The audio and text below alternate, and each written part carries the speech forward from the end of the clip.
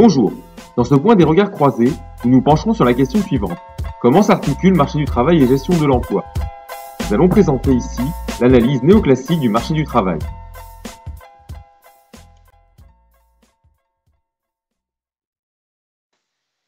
À l'issue de cette vidéo, vous devrez être capable de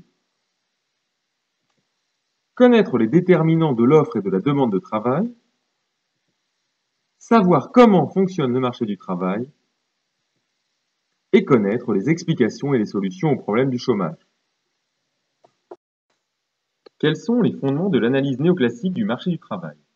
Tout d'abord, le marché du travail est le lieu de rencontre de l'offre et de la demande de travail.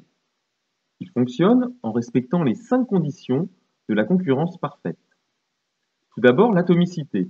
Elle suppose qu'aucun acteur individuel présent sur le marché du travail ne puisse peser sur les salaires.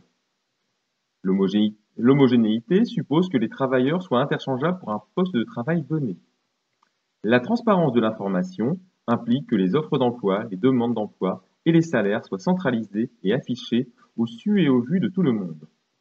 La fluidité suppose qu'un obstacle réglementaire vienne limiter ou interdire l'embauche et les licenciements. Enfin, la mobilité suppose que les travailleurs doivent être capables de changer à tout moment de lieu ou de type de travail.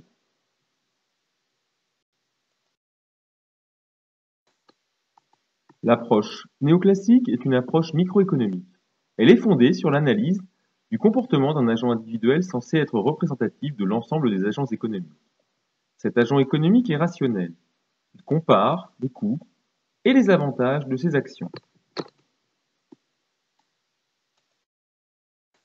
L'offre de travail provient des ménages. Il ne faut pas la confondre avec l'offre d'emploi qui émane des entreprises. Chaque ménage réalise un arbitrage entre travail et loisir en se posant les questions suivantes.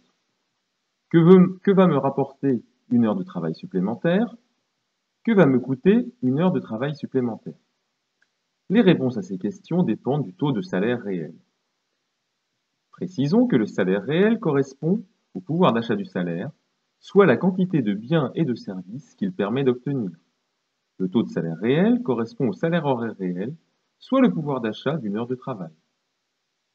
Ce dernier va déterminer le choix effectué par l'offreur de travail entre plus ou moins de pouvoir d'achat, donc de consommation, et plus ou moins de loisirs, donc plus ou moins de temps libre.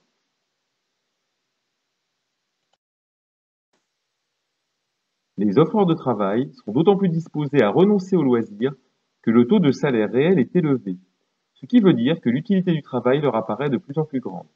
Par conséquent, l'offre de travail est une fonction croissante du taux de salaire réel. La demande de travail émane des entreprises. Il ne faut pas la confondre avec la demande d'emploi qui provient des ménages. Chaque entreprise va comparer la productivité marginale du travail et son coût marginal en se posant les questions suivantes. Que va produire une unité de travail supplémentaire, par exemple en une heure? Que va coûter une unité de travail supplémentaire? La réponse à cette question est simple. Le coût de la dernière unité de travail utilisée correspond au taux de salaire réel. Par conséquent, les entreprises qui cherchent à dégager le maximum de profit embauchent tant que la productivité marginale du travail est supérieure ou égale au taux de salaire réel.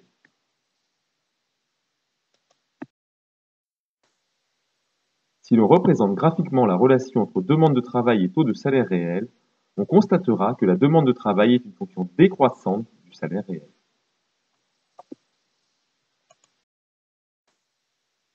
Le modèle néoclassique de base permet de déterminer conjointement un taux de salaire réel d'équilibre et un niveau d'emploi d'équilibre. Cette situation correspond à l'égalité entre offre et demande de travail. Elle est censée satisfaire les offreurs et les demandeurs. En théorie, la flexibilité du taux de salaire est censée assurer un ajustement automatique entre l'offre et la demande. Si l'offre de travail est supérieure à la demande de travail, le salaire doit baisser. Dans le cas inverse, il doit augmenter.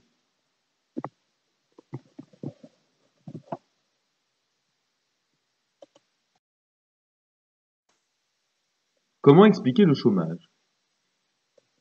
Imaginons un taux de salaire S1 supérieur au taux de salaire d'équilibre. Dans ce cas, la quantité de travail offerte O1 est supérieure à la quantité de travail demandée D1. Le chômage, pour les néoclassiques, correspond donc à un déséquilibre entre une offre de travail trop abondante par rapport à la demande.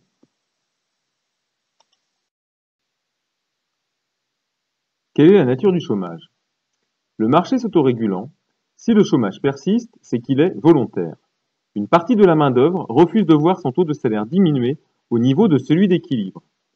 Ce phénomène est renforcé par l'existence d'une indemnisation du chômage qui, si elle est jugée trop généreuse, peut être un facteur de désincitation à offrir son travail.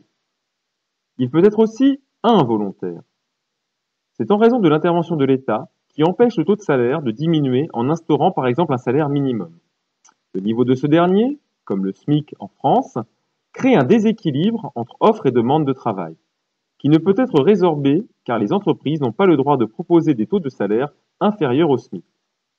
Dans tous les cas, le chômage est dû à des rigidités structurelles du fait des salariés ou de l'État qui empêchent le taux de salaire réel de diminuer. Comment résoudre le chômage? Imaginons un taux de salaire S1, correspondant au salaire minimum. Ce dernier est un plancher fixé par la loi.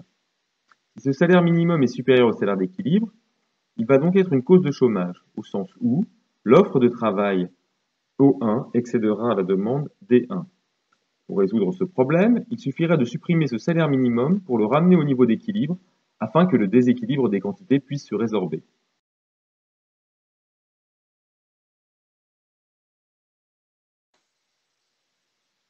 En conclusion, pour les économistes néoclassiques, la flexibilité des salaires doit permettre de régler le problème du chômage.